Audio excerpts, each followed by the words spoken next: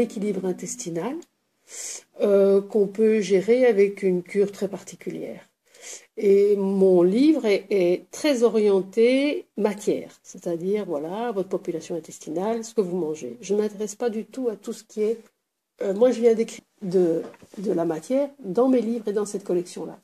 Et quand on s'est croisés, j'ai beaucoup aimé ce que tu m'as dit sur l'intestin grêle et le discernement. Est-ce que tu peux me le répéter pour que je puisse le partager avec tout le monde? Oui, avec plaisir.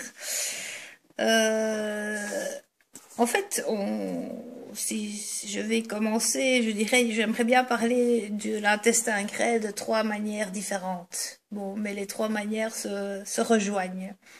Donc, pour parler du discernement, en fait, pourquoi l'intestin grêle parle d'analyse, de tri et de discernement? Parce que physiologiquement, donc dans la matière, c'est l'endroit où l'alimentation est, donc au niveau protéines entre autres, c'est la fin de la digestion, hein, dans l'intestin grêle.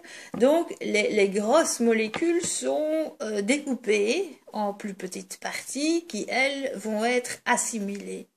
Donc il y a là un tri qui se fait aussi. Des molécules celles qui vont être assimilées et celles qui ne vont pas être assimilées. Donc tu irais jusqu'à dire que quelqu'un qui a un intestin grêle en désordre a de la peine à travailler son discernement. Voilà. Par donc exemple, pour faire le tri entre toutes les informations qu'on a voilà. à disposition. Donc quelqu'un maintenant. qui a son intestin grêle en dysfonctionnement ne discerne pas, entendons-nous, ne voit pas très clair, et dans la confusion, dans la non-intégration des choses et dans la non-assimilation. Donc, j'ai pas mal expérimenté ça, par exemple, avec des enfants, des problèmes scolaires ou des adultes, problèmes d'études, pas de mémoire, hein, d'intégration, faire les liens aussi, analyser, bien découper les choses.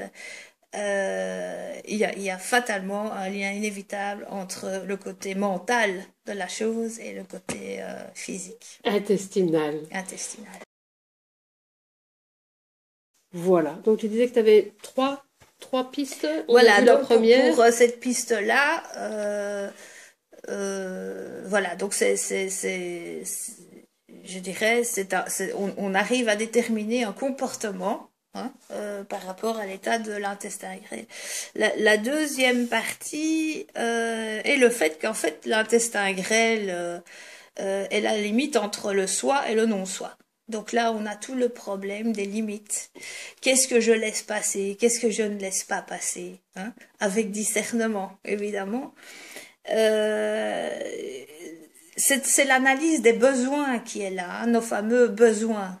Qu'est-ce que j'ai besoin? Qu'est-ce que je vais laisser passer en moi? À quoi je vais mettre une limite? Et qui je vais laisser occuper mon territoire? Voilà. La plupart ont des développements bactériens malvenus dans le grêle. Oui, dans le grêle, on ne devrait pas avoir de développement bactérien. Tout à fait. Donc en fait, j'ai repris, cette phrase n'est pas de moi, mais je l'ai reprise dans mon bouquin. L'intestin grêle, c'est vivre et exprimer ses propres choix. Dire oui ou dire non. Je laisse pénétrer, je laisse rentrer ou pas. Donc c'est sûr que ça m'amène à la troisième partie, je dirais, si on veut voir les choses globalement, c'est que l'intestin grêle est situé au niveau de notre troisième centre énergétique, hein, qui gère le pouvoir personnel, l'éthique et la cohérence. Donc ces notions de dire oui ou non, d'accepter ou de pas accepter, de prendre ses décisions, va être aussi influencé par le développement qu'on a eu donc dans son éducation, par exemple, vu que ce troisième centre énergétique se développe entre 14 ans et 21 ans. Donc les expériences qui sont faites là et qui sont en général, normalement, si tout se passe bien, reliées au père, c'est-à-dire c'est lui qui va amener l'enfant en société à développer son potentiel, à croire en lui et à développer une estime de soi. Si cette phase-là est réussie, on aura beaucoup moins de problèmes après au niveau des intestins parce qu'on aura quelqu'un qui est cohérent avec lui, qui croit en son potentiel euh, et qui ne va pas trop rentrer dans les problèmes de comparaison, de manque d'estime de soi, etc. Bon, donc le troisième centre énergétique est aussi celui qui s'occupe de la hiérarchie. Donc quand on voit le nombre de personnes voilà, qui ont un problème, par exemple, là, au niveau du travail avec une hiérarchie qui essaye de franchir toutes les limites, etc., ou qui, voilà, provoque des blessures au niveau des valorisations, estime de soi, etc., ben, on voit tout de suite les implications directes au niveau intestin, c'est-à-dire conflit d'ego, parce que l'ego il est là. Est-ce que je vais me laisser faire ou pas? Ça va passer ou pas? Est-ce que je sais encore? Est-ce que je suis capable d'analyse? Et est-ce que je vais être cohérent? Bon, si on peut résumer l'intestin grêle, en tout cas dans ma vision des choses, c'est ça. C'est la cohérence. C'est la cohérence.